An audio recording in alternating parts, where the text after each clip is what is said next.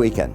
Ira Epstein with your weekend edition of your metals market update, and this is for the last trading day of August 30th, 2019. We're not quite at 4 p.m. to close yet, but we're pretty close.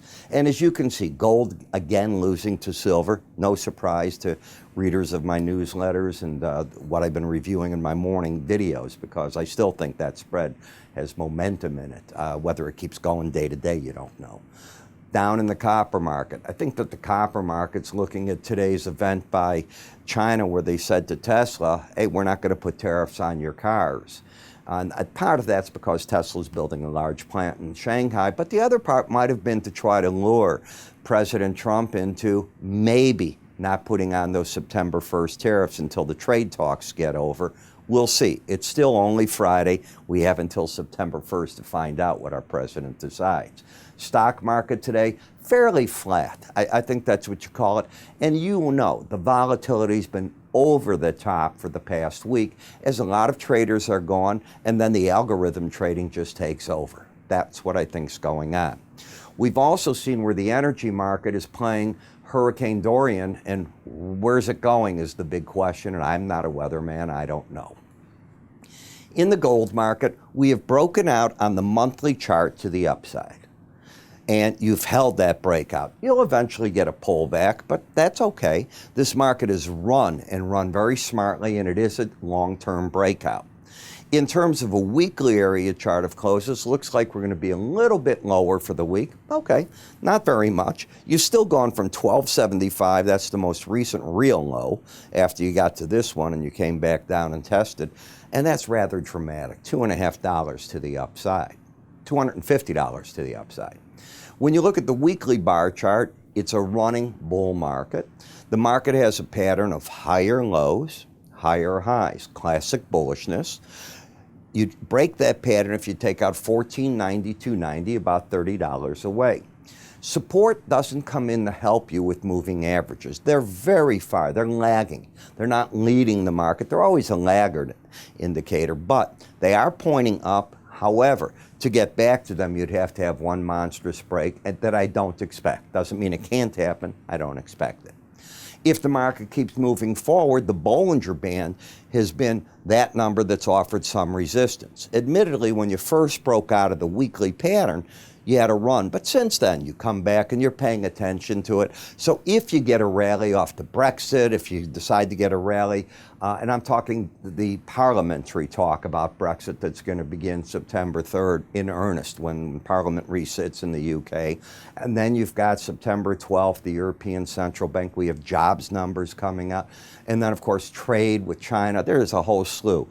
This market's still looking like the safe haven that hasn't been hurt. Momentum is still locked in, still friendly to the upside, bias up, trend up. When we come to GLD, it's the same pattern. The bias via the market being over the 18-week average up, momentum still up, higher lows, higher highs. No reason to be short unless you're a top picker. In GDX, higher lows, higher highs, momentum up. Now, GDX on the daily charts has been much weaker than on the weekly charts. And you have to look at both to understand, are you getting just a correction in an overall bull market, or are you getting a turn? The daily chart is not verified by the weekly, which still is pointing to higher prices. The gold-silver ratio has moved from 93 down to 83. Can it correct? Of course it can correct. Is there room on the downside? Massive amounts if this market wants to keep moving down, because this 93 was a historically high number, very high. So to get the market down into more realistic numbers over a 20-year pattern, there's room on this. When you look at the silver market, the market is a bit ahead of itself. It gets over that upper Bollinger Band, and like it's done in the past, it often tries to get back under it. Momentum up, trend up, and it's been one heck of a run to the upside. The copper market got down this week again to the Bollinger Band, where I think some profit taking set in, but I don't see a change of trend. I see the lower highs, the lower lows, the momentum is still down, the bias is still down. You'd have to take out 264.15 to get me concerned, and what's going to happen is that 18-week average is dropping right now in the neighborhood of about 200 points each week. So it's going to probably get fairly close to that number, offering another resistance point by Tuesday, when we actually could be maybe Sunday night. You do get some trading in some markets. I didn't pay attention to it. I wouldn't trade on those thin sessions. I wouldn't recommend it, is the right word I should say. In the weekly bar chart, higher lows, higher highs, break out to the upside. Will you hold over the Bollinger Band? I don't know. Every time we've done it in the past, the market has given it up fairly quickly. The palladium, even with this week's dramatic rally, $75 rally is pretty big, couldn't get up over a previous high. There's nothing bearish here, but there's nothing bullish. While the bias is up and the momentum's up, you still haven't got the pattern of higher lows, higher highs. I think you're just caught between the upper Bollinger Band and the 18-week average playing around. Last, the dollar index. New contract highs, new highs for the move, and now you got all these other unknown factors coming in. I don't see them hurting the dollar is the issue. The trend has been higher lows, higher highs. For a while there, you paused right here for a little bit. You came down to the lower low, but by the end of the week, you put it right back into the uptrend. You are at the upper Bollinger Band. It's offered very good resistance points all the way through. I certainly have never come out in my written letters and say buy over a Bollinger Band or sell under one. So this is what I'm seeing. And it's going to get very, very interesting because traders come back. They don't come back in droves this week. Some of them take the rest of the week off, but they'll be back. And they start looking at the markets and the order flow changes as we get going. Now, one of the ways that I think you help yourself get going with all that I'm doing is my morning video. Before you do anything in the mornings, I like to have a video ready for you as a trader because it maybe helps you stop second guessing yourself. Maybe it helps you understand what's going on. It gives you maybe that little bit of confidence of looking at what somebody else sees. Maybe is that helping you what you see? Maybe I'm wrong. I don't know. But in any case, you're going to start off with my trade ideas if you're a subscriber to this. The charts have a black background. I'm going to cover each morning 40 futures charts and 5 ETFs. And no, you don't have to watch each one or the whole recording. We do it in segments within the recording so you can easily, and I mean easily, get around. So how my morning starts is I'm up 4:30. Today was 4:10. I looked when I got up, and I'm reading. And as I'm doing my reading, I'm looking to see what went on in Asia, Europe, and then I'll go down to the charts. And before I even begin anything, I'm going through them, setting up all the technical analysis for you.